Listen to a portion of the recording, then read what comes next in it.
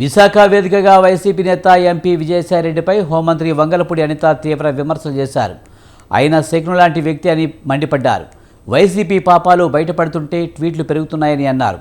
Vijayasai, YV Subbareddy కుటుంబ సభ్యులు నేరాల్లో భాగస్వాములయ్యారని బయటకు తెలుస్తుందని హోంమంత్రి కీలక వ్యాఖ్యలు చేశారు.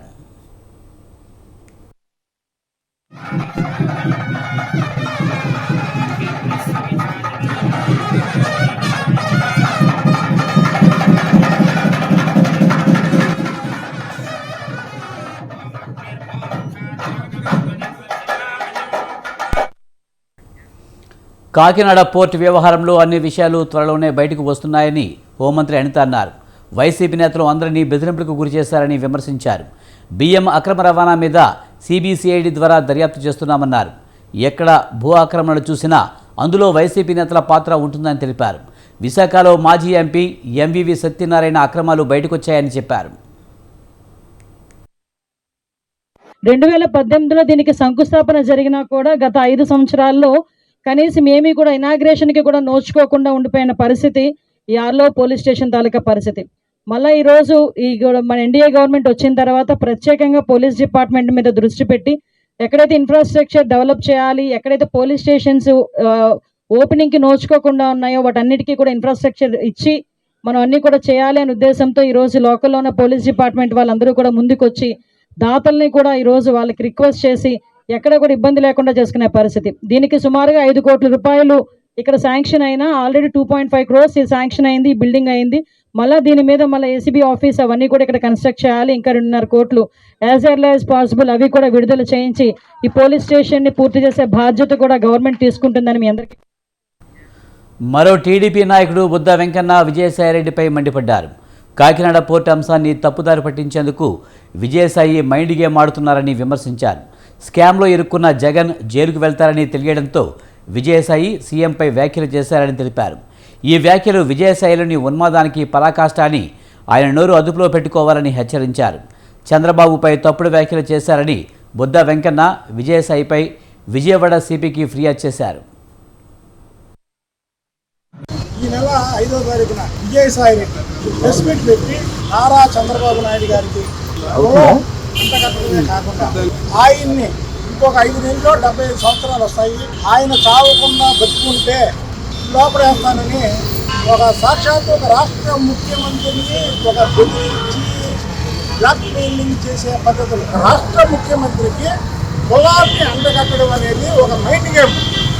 ఏంటంటే ఈయన కమ్మ ఆయన అంటే కమ్మకి అన్యాయం జరిగితే రాష్ట్ర ముఖ్యమంత్రి కమ చేసుకోకూడదా అంటే ఇతను కమ్మ, ఇతనికి ఎక్కడైతే చంద్రబాబు నాయుడు గారు యాక్షన్లోకి దిగుతాడో యాక్షన్లోకి దిగి ఉన్న ఎవరైతే వీళ్ళ ఫ్యామిలీని చంపుతారని బెదిరించారో వాళ్ళందరూ లోపడేస్తాడో జగన్మోహన్ రెడ్డితో సహా అని ముందే దీనికి ఒక మైండ్ గేమ్ ఆడుతూ కులాన్ని అంటగట్టడమే కాకుండా చంద్రబాబు నాయుడు గారిని. ఇదిలా ఉంటే పోలీసుల తీరుపై అంబటి రాంబాబు ఆగ్రహం వ్యక్తం చేశారు. టీడీపీ నాయకులు ఇచ్చిన ఫిర్యాదులపై కేసు నమోదు చేస్తున్నారని, కానీ తమ ఫిర్యాదులపై నమోదు చేయడం లేదని మండిపడ్డారు. పోలీసులు చట్టాన్ని ఉల్లంఘిస్తున్నారని అన్నారు. టీడీపీ సోషల్ మీడియా తన కుటుంబ సభ్యులపై అసభ్య పోస్టులు పెట్టారని, టీడీపీపై తను ఇచ్చిన ఫిర్యాదులపై పోలీసులు ఇప్పటి వరకు స్పందించలేదని ఆవేదన వ్యక్తం చేశారు. ఫిర్యాదులపై చర్య తీసుకోరా అయ్యా డీజీపీ గారు.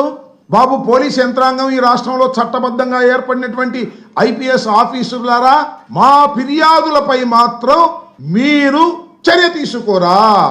న్యాయమేనా? నేను అడుగుతున్నది న్యాయమే కదా. సరే, తెలుగుదేశం శ్రేణులు కడవ పక్కన పెట్టండి, ధర్మాన్ని కోరుకునే వారు సపోర్ట్ చేస్తారా లేదా?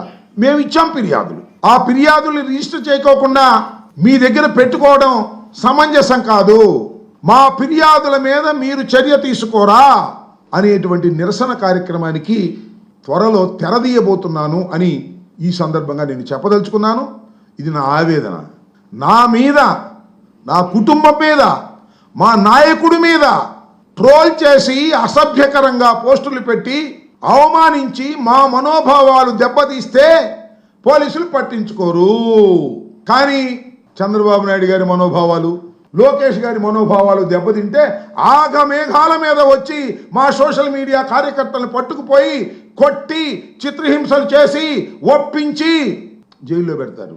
నెలల నిలబడి వాళ్ళ జైల్లో ఉండేటువంటి పరిస్థితి. చట్టం తెలుగుదేశం వారికి ఒకటి, వైసీపీకి ఒకటి ఉంటుందా ఈ రాష్ట్రంలో, ఈ దేశంలో? ఈ ప్రశ్నకు సమాధానం చెప్పవలసినటువంటి బాధ్యత ఈ ప్రభుత్వానికి, హోమ్ డిపార్ట్మెంట్కి ఉందా లేదా అనేది ఇక్కడ ప్రశ్న. మా ఫిర్యాదులపై చర్య తీసుకోరా? అయ్యా డీజీపీ గారు, బాబు పోలీస్ యంత్రాంగం ఈ రాష్ట్రంలో చట్టబద్ధంగా ఏర్పడినటువంటి ఐపీఎస్ ఆఫీసర్లారా, మా ఫిర్యాదులపై మాత్రం